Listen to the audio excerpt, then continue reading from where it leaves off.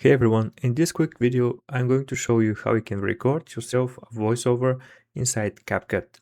I'm going to use this video for example and I want to leave a voiceover under it.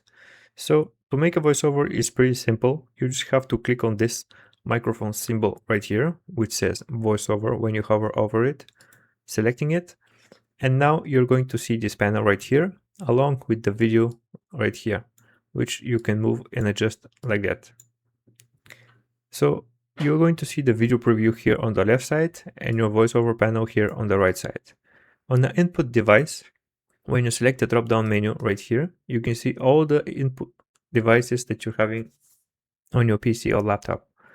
In my example, I'm having 3 of them, and I can select either of them and record my voice with it.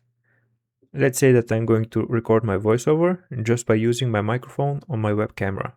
So this one is selected. In here I can increase and decrease the volume, the amount of volume that it's going to produce. And here I can further enhance it with some other settings inside Capcut. I'm not going to touch those. So very basically, you just have to hit the red circular record button and start counting down from 3 to 1 and your voiceover may start. Let's see how it goes. I'm going to select it now.